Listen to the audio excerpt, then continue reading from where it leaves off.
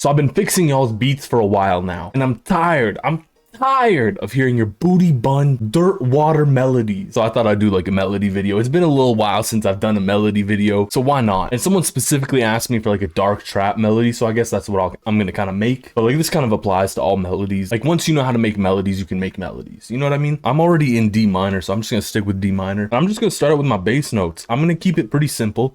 Someone commented that I like my 1-6-4 progression. It's good for dark melodies. 1, 6, and 4 are very good points to use for dark melodies. That is the point that is furthest away from the tonal center, so it sounds good with those darker melodies. The 2 is pretty good too for dark melodies. But like usually when you're making your bass notes, what you kind of want to do is just hear what you have. Play your bass notes. If your bass notes don't sound good together as a progression, because a progression can be a progression of single notes or of chords. So if it doesn't sound good as a single note progression, your chords are probably going to be doo-doo.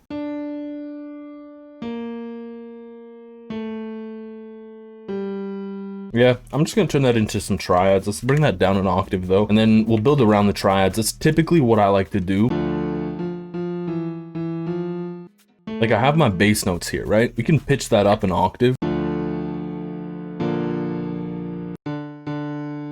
That would be the 4th. That could be a suspended chord. This is pretty much how I build my chords.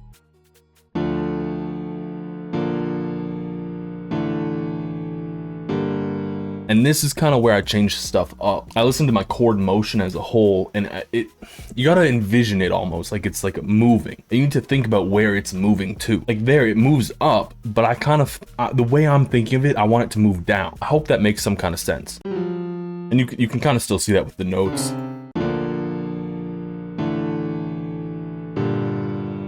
Yeah, I like that. I'm gonna copy this out, and this is kind of pretty basic right now, so what we want to do is we want to spice that up. We need to really flavor it. You know, this is the meat. Throw some seasoning in there. First thing I like to do to add some seasoning, as I'm calling it here, is I like to add rhythm or some filler notes. Particularly for these kinds of melodies like what I'm making right here, I like to add filler notes and rhythm just because it adds a little bit more flavor. Let's just arpeggiate this, but downwards.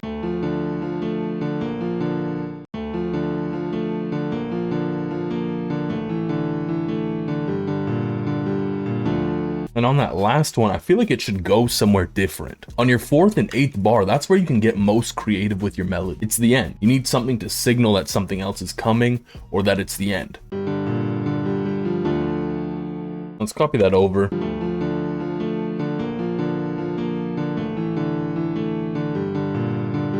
So we'll just bring it to D sharp instead. And this is just like a side piece of information, but scales with more sharps, and that's the black notes, those are usually better for darker sounding vibes. Let's really change the VST because FL keys sounds doo-doo. The question is, do we want a piano? And that's kind of the big sound design question. It's what do you want and why you want it. So oftentimes a lot of sounds will be genre specific. Like think about Rage, for example. There's going to be a lot of those like saw waves, whatever they're called. So of course you do need to sound select for the genre you're making, but you also need to sound select for what sounds good. And you kind of just build that up over time. You hear what sounds good, what doesn't sound good.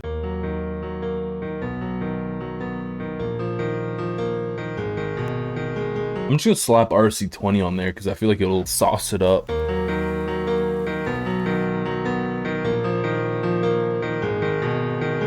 We don't really need to do a top line because this is a darker melody, but I think it's good for me to talk about top lines a little bit. But pretty much a top line, that's just what you have above your chords. I don't know, what I do with my top lines is I mainly kind of just hear it by ear. If I'm not really hearing anything, I'll just kind of mess around on the piano until I kind of have an idea. I have a piano over here, like a little keyboard. Something I really like to do though, is I like to start on the 5th. Something about the 1st and the 5th go really well together, and the 5th kind of just goes really well for the majority of things. And I guess another really good thing to keep in mind is contrary motion, and this is kind of slept on in my opinion, because realistically your top line should be adding to have down here as opposed to detracting or just taking over. And I know I've talked about contrary motion in other videos, so pretty much contrary motion is actually a really simple music theory thing. You see down here we have this note here repeating, and then it goes down by 1 step. And pretty much what step is, it's just one note in the scale. Now contrary motion, you can probably guess by the name, it's just you have something in the opposite direction. So here I have this note repeating and then it's going up by 1 step.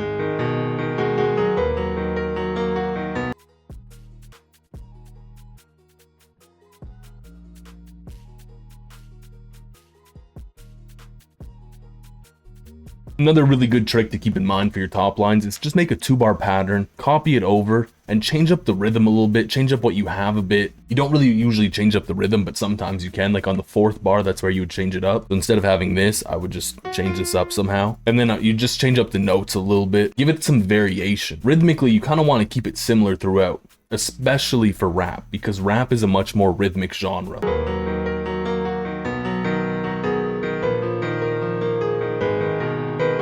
So something that's actually super important for melodies is layering. There's been entire melodies where it's just chords, top line, and then some layers. A good example of this would be Smile by Juice WRLD, but it's just like a chord progression layered 3 times.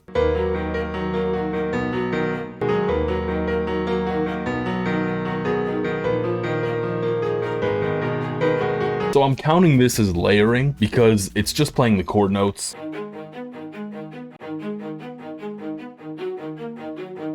Fun trick for your melodies is actually just kind of EQ slotting them, and this kind of helps them fit together a bit better, especially when they're taking up the exact same frequency ranges. Like you can't hear the strings too well because the piano is taking up a lot of that same space. So what I like to do is I like to find where I want my chords to hit more. I'm just gonna boost there like 2.5 decibels, something like that. And then I'm just gonna do a small cut in that same area. You don't have to be like hyper precise with it, but it is good to be precise. I'm just gonna do a small cut. And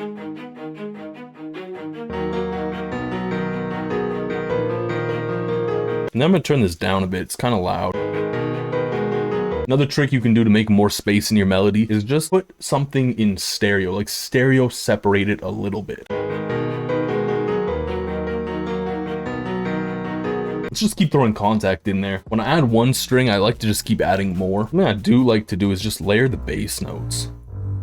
And then you can just layer those up an octave or 2.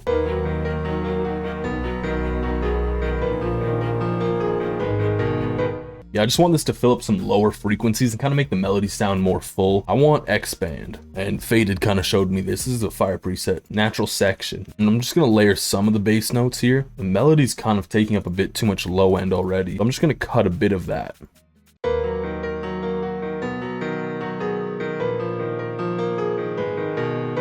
And I'm only cutting this to make room for the other component here.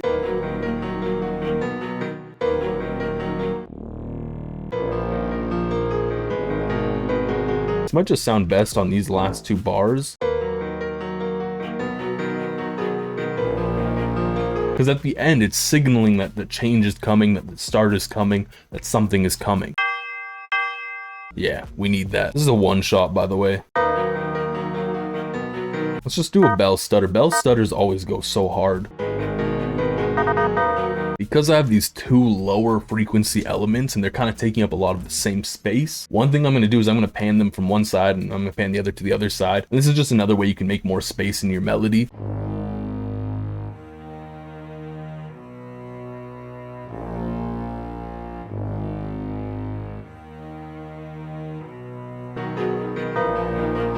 And just because this is a melody tutorial, let's kind of get crazy. We're not really crazy, I'm just getting over the top because this is a melody tutorial. I'm just trying to show as much as I can, I guess. Another really good way to layer with your melody is to layer some kind of pad or another keyed instrument or a synth.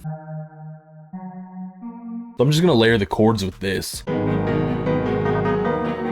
Kind of takes up a lot of space too. Fun fact, I actually sound designed this myself and I use this in a few songs that are probably coming out soon. Can't really talk about that too much, but speaking of my sound design stuff, I got a few kits where I have sound design stuff over on presetsupply.com. Check it out. And another thing you should do with your pads, and this is just if they're taking up too much space, just cut out a lot of the frequencies. It should really be background more so. If you want to stay up to date with great information like this, make sure you leave a like, comment, and subscribe. It'd also help out the channel a lot. I also want to say a big thank you to the channel members displayed on screen right now. If you want to become a channel member and gain access to exclusive perks, press that join button down below. And here's the full thing.